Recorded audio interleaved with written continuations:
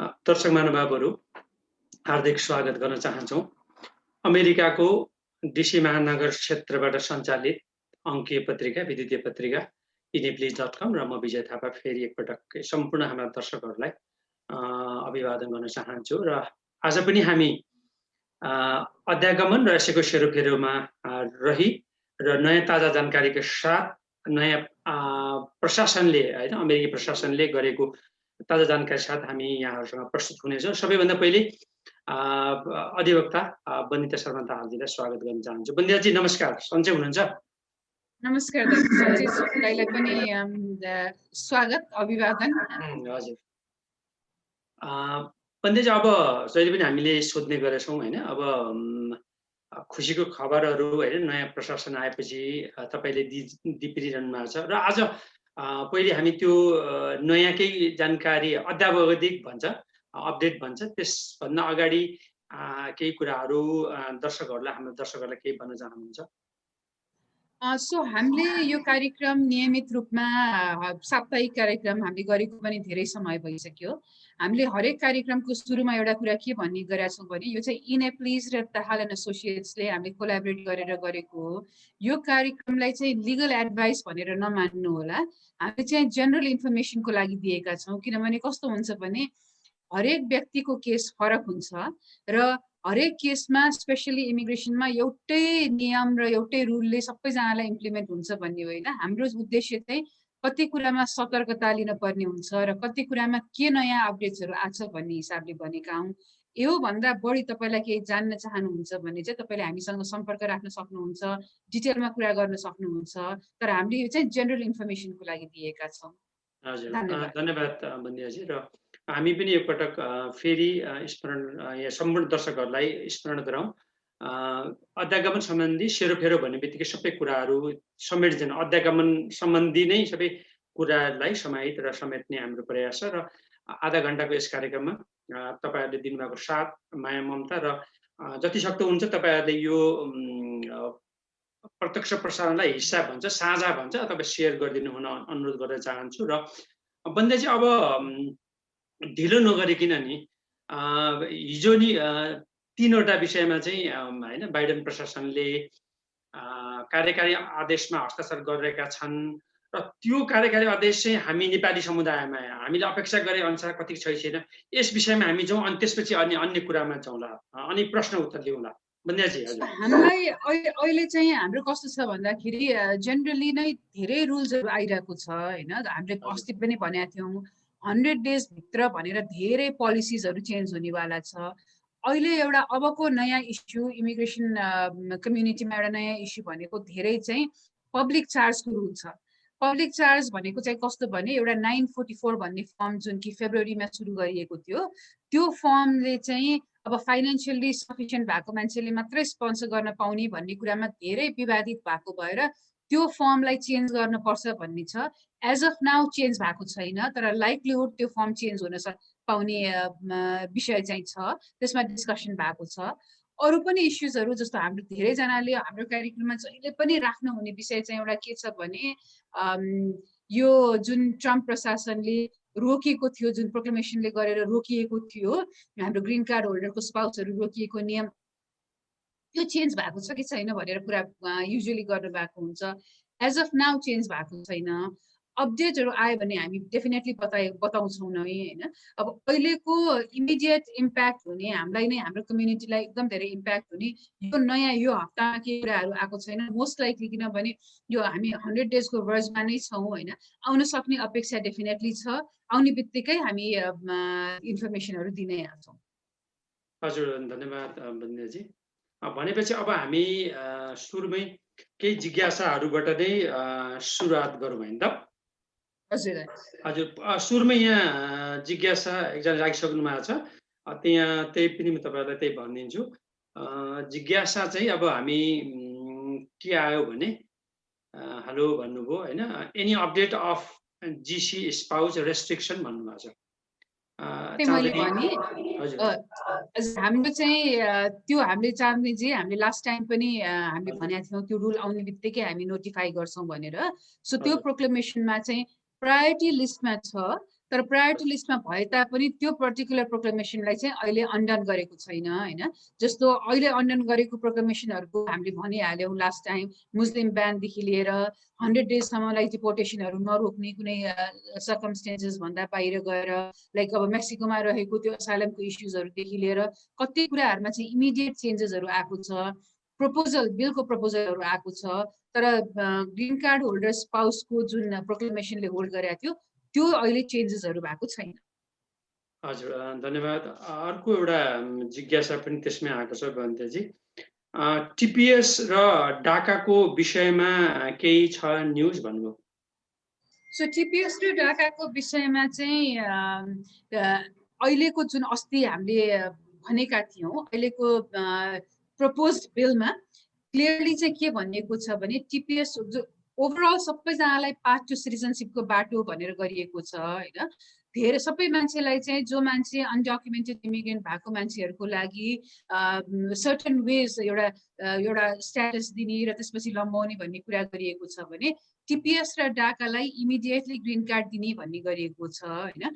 Age of now executive अर्डरबाट अरू कुनै टिपीएसको लामो समयको अरू कुरा गरिएको छैन, प्रपोज्ड बिलमा चाहिँ कुरा छ। हजुर, धन्यवाद बन्देजी। फेरि अर्को पनि एउटा यहाँ जिज्ञासा म पढ्न चाहे। सर्ट कपिल खतिवडाजीले हामीलाई सोधि पनि रहनुहुन्छ। सर्ट क्वेसनमा चाहिँ when is the time restriction for I-30 visa processing suppose to be remove भन्नुहुन्छ। सो त्यो चाहिँ डेफिनेटली अघि पनि मैले भने, चाँदनीजीको प्रश्नको उत्तरमा पनि मैले त्यही दिएको हो। ग्रिन कार्ड होल्डरको स्पाउसहरूको जुन इमिग्रेन्टहरू बाहिरबाट आउनेको लागि जुन होल्डमा गरिएको छ त्यो प्रोक्लेमेसन चाहिँ लास्ट विकै मैले भनेको थिएँ, लास्ट थर्सडे हाम्रो कुरा हुँदाखेरि फ्राइडे नै नियम आउने र त्यसमा छलफल हुने भनिएको थियो। त्यो लिस्टमा चाहिँ छ। एज अफ नाउ मार्च 21सम्म त्यो यद्यपि छँदैछ होइन, त्यसलाई चेन्ज गर्ने भन्ने छ, तर अहिलेसम्म आएको छैन। हजुर, अर्को एउटा जिज्ञासा यहाँ छ। अब यहाँ थुप्रै हाम्रा दर्शकहरू जोडिरहनु भएको छ र एउटा जिज्ञासा यस्तो रहेको छ, म यहाँ पढ्न चाहँदैछु। यो नेपालतिरबाट आएको हो। के भन्नुहुन्छ भने विगतका ट्रम्प सरकारले आप्रवासीहरू भनेको असाइलम गर्नेहरूको लागि सङ्ख्यामा 15,000मा झार्यो होइन। उनीहरूप्रति निर्मम र कडा नीति लिएको धेरै व्यक्ति अमेरिकाको नागरिकबाट वञ्चित भएका थिए। अब बाइडेन सरकार आएपछि पुरानै भन्न खोजेको 1,25,000लाई अमेरिकाको नागरिकता प्रदान गर्ने ढोका खोल्ला त होइन, साथै नागरिकता प्रदान गर्ने ढोका खोला होइन, साथै एसाइलम मा पर्ने नेपालीहरू सबै नागरिकता पाउने सम्भावना देख्नुहुन्छ। के छ बाइडेनको सरकारको नयाँ आदेश हस्ताक्षर गरेका कुराहरू प्रश्न पारिदिनु हुन अनुरोध गर्दछु। सो अहिले जुन मैले तपाईँहरूलाई भनिरहेको यो चाहिँ फ्याक्ट सिट हो। यो बाइडेनको फ्याक्ट सिटको कुरा म गर्दैछु, प्रपोज बिलको कुरा गर्दैछु। यसमा डेफिनेटली, किनभने अब असाइलमको लागि पनि ग्राउन्ड्सहरू छ होइन। असाइलमको लागि पनि किन पहिलाको सरकारमा चाहिँ एकदमै धेरै असाइलमको फाइल गर्ने व्यक्तिहरूलाई टार्गेट गरिएको थियो र सर्टन कन्ट्रिजहरूलाई इभन ह्युमिलिएट गरेर सर्टन कन्ट्रीको मान्छेहरूलाई नराम्रो वाक्य पनि प्रयोग गरिएको थियो होइन। अहिलेको सर्टन कुरा कस्तो छ भने असाइलम सिकर्सहरूको लागि पनि यतिसम्म फ्लेक्सिबिलिटी के, जस्तो अहिले असाइलमको नियमले के भन्छ भने 1 वर्षभित्र फाइल गर्नुपर्छ असाइलमको लागि है। असाइलम भन्ने बित्तिकै जो व्यक्तिले आफ्नो देशमा प्रोसिक्युसन फेस गरेको छ, आफ्नो भनौँ न पोलिटिकल बिलिफ, रिलिजियस बिलिफ अथवा सोसियल ग्रुप, त्यो आधारमा चाहिँ आफ्नो देशमा प्रोसिक्युसन फिल गरेको व्यक्तिले चाहिँ यहाँ आएर आउने बित्तिकै नै 1 वर्षभित्रमा नै फाइल गर्नुपर्छ भन्ने नियम छ। अनलेस एन्ड अन्टिल कुनै पनि एक्सेप्सनहरू भयो भने, जस्तो अब हेल्थ, मेन्टल रिजन अथवा फ्यामिलीमा कुनै चेन्ज सर्कमस्टेन्सेस भने अबको प्रशासनले चाहिँ इभन त्यसलाई नै पनि 1 वर्षलाई हटाएर लामो समय ल्याउने भन्ने कुरा गरिएको छ। असाइलमकै ग्राउन्ड्सहरू पनि, जस्तो डिपोर्टेसनको बाटोहरू कतिपय अवस्थामा रोक्ने भन्ने कुरा गरिएको छ। सो फ्लेक्सिबिलिटी डेफिनेटली छ। तर अहिले चाहिँ हाम्रो यहाँ के भइरहेछ भने, एउटा कुरा सबैजनाले बुझ्न जरुरी के छ भने, पहिलाको प्रशासनमा थाउजन्ड्स अफ रुलहरूले चाहिँ अप्ठ्यारो पारिएको छ, हरेक किसिमको रुलहरूले। त्यसलाई अन्डन गर्नको लागि टाइम लाग्छ एउटा कुरा।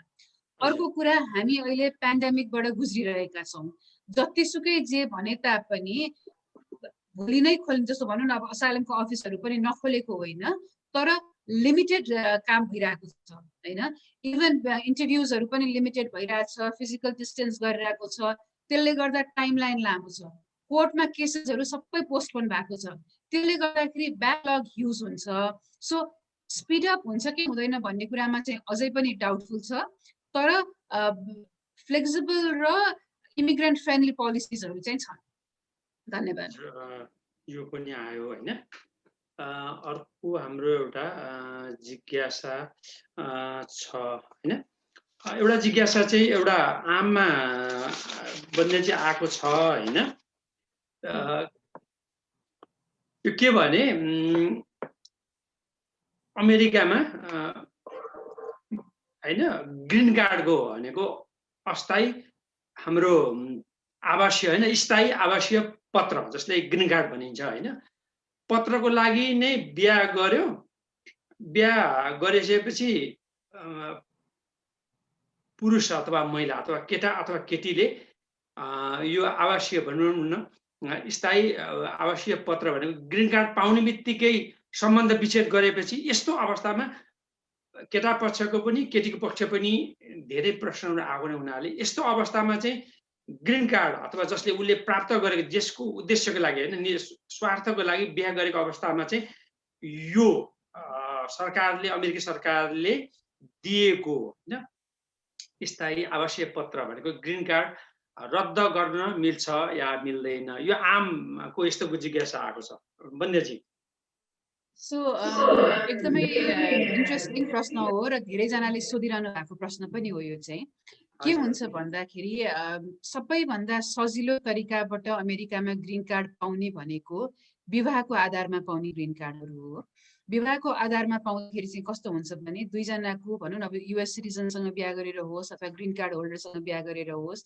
गुड फेथ म्यारिज देखाएर as long as marriage good faith छ भने प्रुफ गरेर चाहिँ ग्रीन कार्ड पाउन सकिन्छ हैन बिकज यो यसको प्रोसेस चाहिँ स्ट्रेट फरवर्ड हुने भएको भएर धेरै स्क्रुटनीसँग पनि हेरिन्छ भने मतलब शङ्काको दृष्टिकोणले पनि हेरिन्छ धेरै व्यक्ति जस्तो अफिसरहरूले पनि 99% अफ द टाइममा चाहिँ विवाहको आधारबाट भएको ग्रीन कार्ड पाउँदाखेरि चाहिँ इन्टरभ्यू लिएका हुन्छन् है कतिवटा ठाउँमा चेक हुन्छ भन्ने कुरामा त अहिले बताउँदैछु पहिलो कुरा पेटिसन फाइल गर्यो सपोज दुला दुलै दुवैजना अमेरिकामै हुनुहुन्छ भनौँ न श्रीमती चाहिँ अब स्टुडेन्ट भिजामा हुनुहुन्छ अथवा आउट अफ स्ट्याटस हुनुहुन्छ श्रीमान चाहिँ ग्रीन कार्ड होल्डर हुनुहुन्छ भने पहिला फाइल गर्यो फाइल गर्ने बेलामा डकुमेन्टेसनमै प्रुफ अफ बोनाफाइड म्यारिजहरू देखाउनु पर्ने हुन्छ फाइनेन्सियली सँगै गरेको छ कि छैन कति कुराहरू छ भने त्यसपछि इन्टरभ्यू हुन्छ इन्टरभ्यूको बेलामा श्रीमान श्रीमती दुवैजनालाई प्रश्नहरू गरिन्छ सामान्य प्रश्न गरिन्छ कहिलेकाहीँ चाहिँ कस्तो भने अब एकअर्काको फाइनेन्सेसहरूको एकअर्कालाई कहाँ भेट्यो कसरी कम्युनिकेट गर्छ अब श्रीमान कहाँ काम गर्छ श्रीमतीको परिवारमा कति सदस्य छ सबै डिटेल्स सोधिन्छ त्यो एउटा लेभल भयो त्यति भएर पनि यदि विवाह 2 वर्षभन्दा कम भएको रहेछ भने उनीहरूलाई चाहिँ कन्डिसनल ग्रीन कार्ड दिइन्छ कन्डिसनल ग्रीन कार्ड चाहिँ कस्तो हुन्छ भने त्यो ग्रीन कार्ड चाहिँ बिहा भएको 2 वर्षभन्दा कम भएको व्यक्तिलाई दिएर त्यो ग्रीन कार्ड पाएको 2 वर्षभित्रमा उनीहरूले कन्डिसन रिमुभ गर्न फेरि एप्लिकेसन हाल्नुपर्छ फेरि सँगै बसेको डकुमेन्ट प्रोभाइड गर्नुपर्छ हैन भनेपछि फेरि अर्को लेभल अफ चेक भयो है अर्को लेभल अफ चेक पनि भइसकेपछि बल्ल अनलिमिटेड ग्रीन कार्ड आउँछ हैन सो कतिपय अवस्थामा कस्तो हुन्छ भन्दाखेरि यदि विवाह सही छैन भने गुड फेथ म्यारिज होइन भने पहिलो कुरा त कतिपय अवस्थामा हामीले देखेको छौँ हस्बेन्ड र वाइफ एकअर्काको इन्टरभ्यूमै जान मान्नुहुन्न म जाँदिनँ इन्टरभ्यूमा भनेर नगएको हुनसक्छ अर्को कुरा इभन त्यो कन्डिसनल रिमुभ गर्ने बेलामा पनि एक्लैले नगरे हुन सक्छ हैन कतिपय अवस्थामा त कस्तो हुन्छ नि बिहा भयो बिहा भइसकेपछि राम्रै उद्देश्यले बिहा भए तापनि यदि विवाह चलेन भने विवाह दुईजनाको भएन भने कुनै पनि आधारमा छुटियो भने त्यो कन्डिसनल ग्रीन कार्ड आफै पनि फाइल गर्न मिल्छ भनेपछि चेक एन्ड ब्यालेन्स धेरै ठाउँमा छ त्यही भएर यदि 10 इयर्सको ग्रीन कार्ड आइसकेको अवस्थामा चाहिँ ग्रीन कार्ड खोज्नको भनौँ न अब हस्बेन्डले मेरो तर्फबाट ग्रीन कार्ड पाइसक्यो अब म ग्रीन कार्ड कसरी फर्काउँ भनेको चाहिँ एकदमै कम चान्सेसहरू छ अनलेस एन्ड अन्टिल बिहा गर्दाखेरि नै ग्रीन कार्ड मात्र लिने उद्देश्य थियो भनेर तपाईले प्रुभ गर्न सक्नुभयो भन्ने मात्रै हो, नत्र एकअर्काको सम्बन्ध त बिग्रेर पछि ग्रीन कार्ड त्यो भइसकेपछि भनेपछि निम्न चान्सेसहरू हुन्छ। हजुर, सम्पूर्ण दर्शकहरूलाई यो कान ठाडो पारेर सुन्नु पनि होला। निकै महत्त्वपूर्ण हैन, लामोसम्म उत्तर बन्दिताजीले, अधिवक्ता बन्दिता शर्मा दाहालजीले दिनुभयो। बन्दिताजी, अब यो हामीसँग जिज्ञासा आउन थाल्यो। राम्रो कुरा नै हो यो हैन। अब पोखरेली रमेश भनेर पोखराको हुनुहुन्छ होला। मैले के लेख्नु भएको छ, hello, I have a question about the adjustment of status. I came USA without inspection and I file asylum. It's under a BIA. I was married here and my wife already filed a citizenship. And I have a US citizenship baby and I have a TPS and I was already traveled Nepal too. So I have to wait to get my wife's citizenship to file adjustment of status, or can I file now with my wife green card?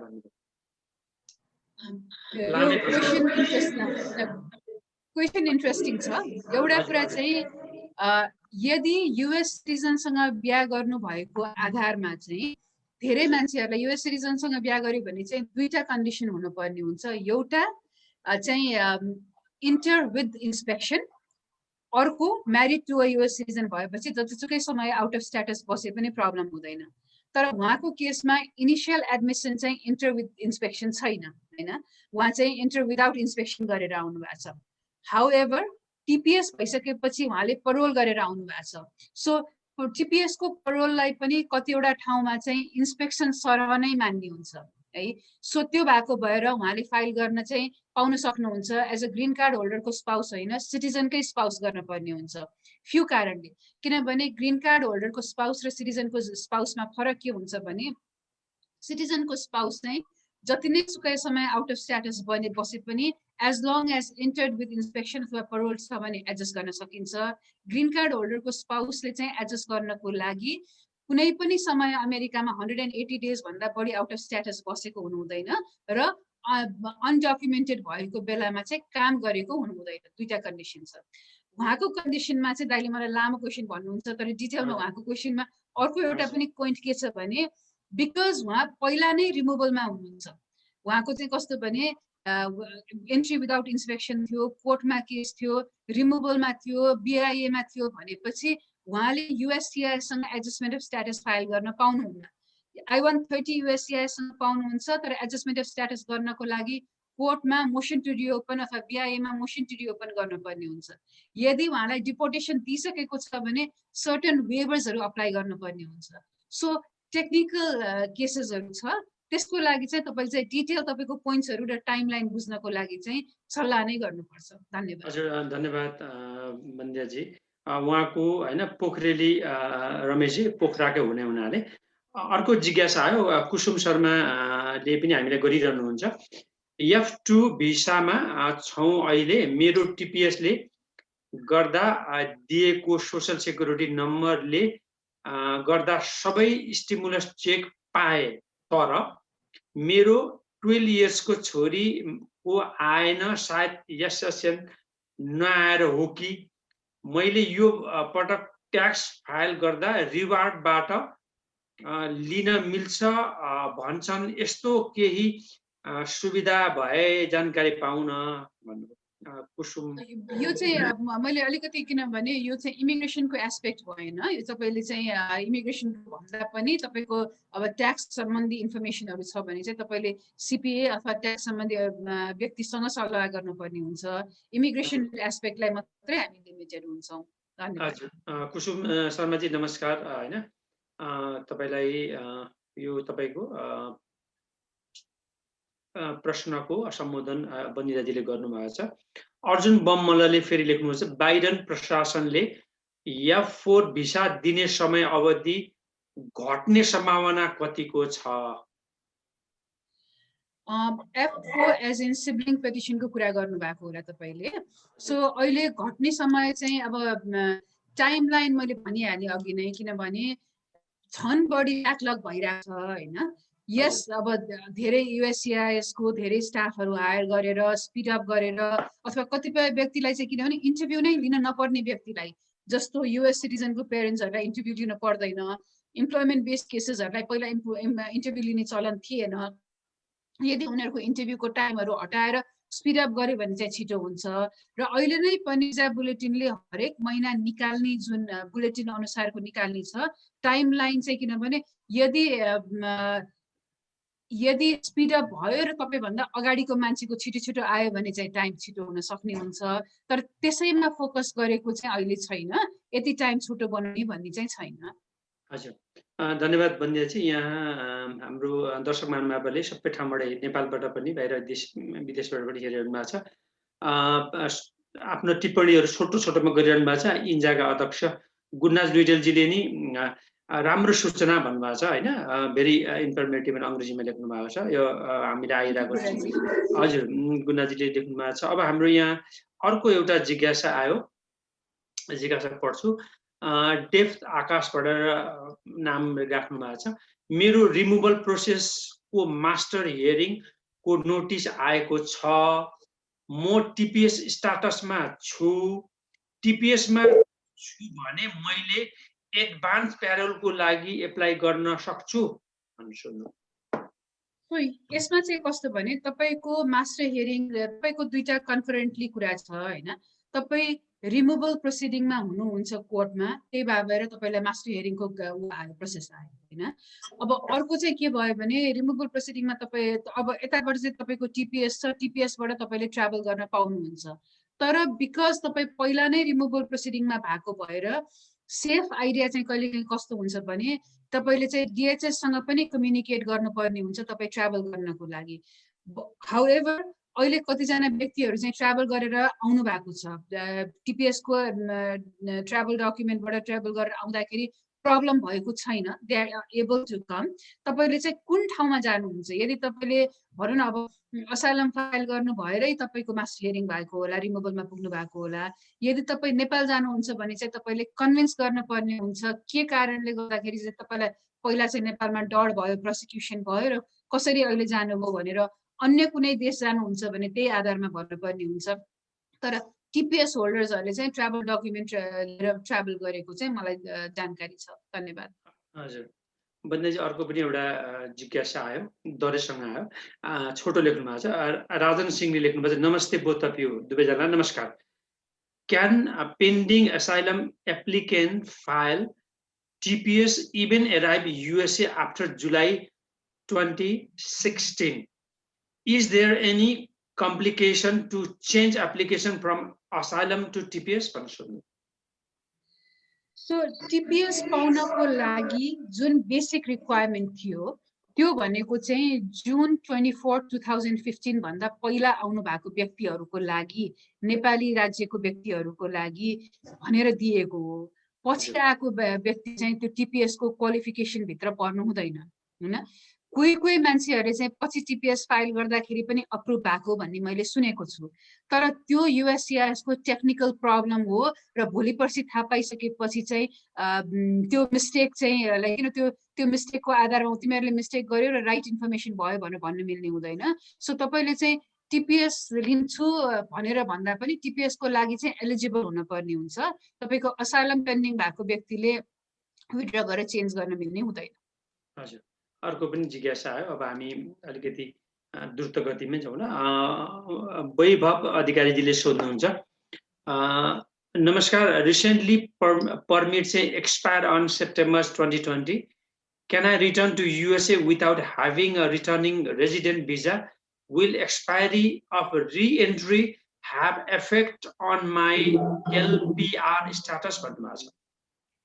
So यो चाहिँ अहिले धेरै जनाले सोधेको र एकदमै concerning विषय पनि हो, किनभने ग्रीन कार्ड होल्डरले कहिलेकाहीँ त्यो कुरा हाम्रो कम्युनिटीको मान्छेहरूले एकदम सतर्कतापूर्वक लिइरहनु भएको हुँदैन।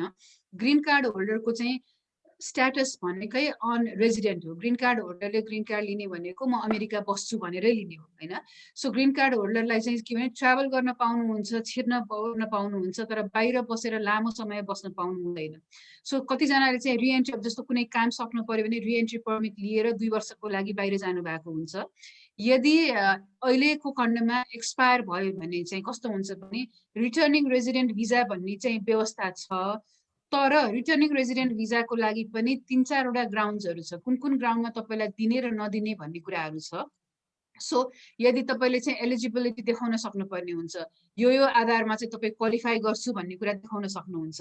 जस्तो रिसेन्टली मेरो एकजना क्लाइन्ट मका आउनु भएको थियो, उहाँको रिटर्निङ रेजिडेन्ट भिजा क्यान्सल गरिदियो। किन भन्दाखेरि तपाईँको जस्टिफिकेसन पुगेन, why you stayed outside the country for more than certain time, त्यो जस्टिफिकेसन पुगेन भनेर क्यान्सल गरिदियो। र उहाँले चाहिँ के भन्यो भने जुन आधारमा पहिलो तपाईँको इमिग्रेन्ट भिजा थियो त्यही भिजाको लागि फेरि रिअप्लाई गर्नु भन्यो। अब कसैको त युएस सिटिजन बच्चा भएको मान्छेहरूको त त्यो अप्लाई गर्नलाई गाह्रो भएन, तर त्यो टाइज नभएको कुराहरूमा चाहिँ अप्ठ्यारो हुन सक्छ। हजुर, अर्को हामी यहाँ लक्ष्मी आचार्य ओलीजीले नमस्कार Bandiya ji, Vijay ji, salute to both of you for a very informative excellent program भन्नुभयो, नमस्ते। अब 2-3 वटा फटाफट आएको छन्, हामी त्यसमा पनि सम्बोधन गरौँ। उद्धव लाल श्रेष्ठजीले my son is a US citizen, he sponsor my green card in 2019 मा, can I apply for Medicaid and will it affect my anything for him? सोध्नुभयो। सो कस्तो हुन्छ भने कसैले पनि तपाईलाई ग्रीन कार्ड स्पोन्सर गर्दाखेरि, जस्तो फ्यामिली बेस्ड पेटिसनमा ग्रीन कार्ड स्पोन्सर गर्दाखेरि तपाईको छोराले चाहिँ एउटा डकुमेन्ट साइन गर्नु भएको छ। त्यो डकुमेन्ट चाहिँ I-864 भन्ने डकुमेन्ट हो। त्यो भनेको चाहिँ के भने 5 वर्षको लागि म फाइनान्शियली रेस्पोन्सिबल हुन्छु यो व्यक्तिको लागि भनेर, र यो व्यक्तिले पब्लिक चार्ज कुनै पनि लिनुहुन्न भनेर गरेको हो हैन। तपाईले पाउने सर्टेन सुविधाहरू तपाईले पाउन सक्नुहुन्छ, तर अब जस्तो तपाईको चाहिँ अब मेजर मेडिकल हेल्थको अथवा भनौँ तपाईले पब्लिक असिस्टेन्सको यस्तो कुराहरू लिन थाल्नु भयो भने चाहिँ गभर्नमेन्टले कति इन्फोर्स गर्छ र गर्दैन त्यो आफ्नो ठाउँमा छ। तर त्यो डकुमेन्ट जुन उहाँले 864 साइन गर्नु भएको छ त्यसको मिनिङ चाहिँ के हो भने म चाहिँ आई एम रेस्पोन्सिबल, म फाइनेन्शियली केपेबल छु मेरो बुवाको टेक केयर गर्नको लागि। So I am not gonna let him be a public charge भनेर लेखेको हो। गभर्नमेन्टले चाहेको खण्डमा त्यसलाई चाहिँ इन्फोर्स गर्न सक्छ। धन्यवाद। हजुर, अर्को एउटा जिज्ञासा लामो आयो तर हामी कतिसम्म उत्तर दिन्छौँ। मिना बम साईजीले लेख्नुहुन्छ, नमस्कार, मेरो 11 र 14 वर्षको छोराहरूको पिटिसन मेरो हस्ब्यान्ड र म फ्यामिली स्पोन्सरमा छु। भिसा इन्टरभ्यू कम्प्लिट भएको 1 वर्ष भयो। भिसा रेस्ट्रिक्सन टु को होल्डमा छ। म युएस सिटिजन हुँ, हस्ब्यान्ड ग्रिन कार्ड होल्डर हो। मेरो छोराहरू मेरो नामबाट हैन सिटिजनको चिल्ड्रेन हो, तर अफिसियली प्रोसेस के होला? अहिले अपडेट गर्न मिल्छ कि मिल्दैन?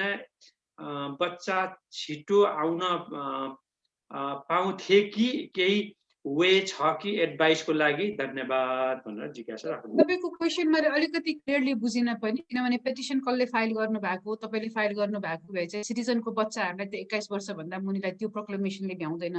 तपाईको हस्बेन्डले फाइल गर्नु भएको भए चाहिँ होल्डमा बसेको छ हैन। सो तपाईको चाहिँ कसरी एक्सट्राडिट गर्न मिल्छ, इन्टरभ्यू भइसकेको भए भिजा लागिसकेको छ कि छैन, त्यो एस्पेक्टहरुमा चाहिँ तपाईले चाहिँ सल्लाह गर्न पर्ने हुन्छ होला, किनभने यही क्वेशनले मात्र धेरै क्ल्यारिटी भएन। धन्यवाद। हजुर, बसन्त गौतमजीले सोध्नुभयो PP 10014 को केही भइरहेको छ भनेर सोध्नुभयो, के हो यो?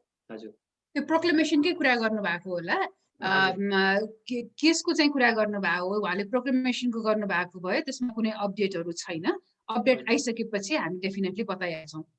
हजुर, अर्को रोशना कोइरालाजीले फेरि सोध्नु भएको छ, एम्बेसीले भिसा हैन लागिसकेपछि कति समयसम्म पासपोर्ट राख्न मिल्छ? जस्तै कुनै पनि कारणले नेपालको युएस एम्बेसीले पासपोर्ट होल्ड भएको 8 विक भइसक्यो भनेर सोध्नु भएको छ। यो गम्भीर जिज्ञासा। सो जनरली चाहिँ के गर्नुहुन्छ भने उहाँहरूले 2 किसिमले राख्नुहुन्छ। पासपोर्ट होल्ड गर्नु कारण चाहिँ के भने एउटा चाहिँ तपाईहरुलाई भिजा दिन्छु, भिजा स्ट्याम्पको लागि भनेर 2 हप्तासम्म राख्ने पहिला चलन थियो हैन। अहिले उहाँहरूको पनि सायद टाइमलाइनहरु भाबेर अलिकति लामो राख्न सक्नुहुन्छ। यदि डिनाई गर्ने हो भने बोलाएर तपाईँको पासपोर्ट लगाउनुहोस् भनेर पासपोर्ट फिर्ता गरिदिने पनि चलन छ, कुनै चित्त बुझेन भने। कुनै कुनै केसमा यदि एडमिनिस्ट्रेटिभली होल्ड भएको कुनै केस छ भने र त्यो केसमा चाहिँ यदि उहाँहरूलाई कुनै पनि कुराको शङ्काहरू लागेको छ भने चाहिँ त्यस्तो अवस्थामा चाहिँ उहाँहरूले त्यो राखेर सर्टेन जाँचबुझ गर्न सक्ने प्राथमिकता छ। मेरो अब अस्ति रिसेन्टली एउटा केसमा चाहिँ यदि म्यारिज बेस्ड उनीहरूलाई शङ्का लागेको आधारमा 6-7 महिनासम्म होल्ड गरेको पनि केस छ। धन्यवाद। हजुर बन्देजी, अर्को एउटा यहाँ हाम्रो भर्जिनियाबाटै तोया पौडेल महोदयले सोध्नुभयो, सिब्लिङहरूको पिटिसन एप्रुभ भएर भिसा सेन्टरमा गएपछि एप्लिकेन्टले के गर्नुपर्छ?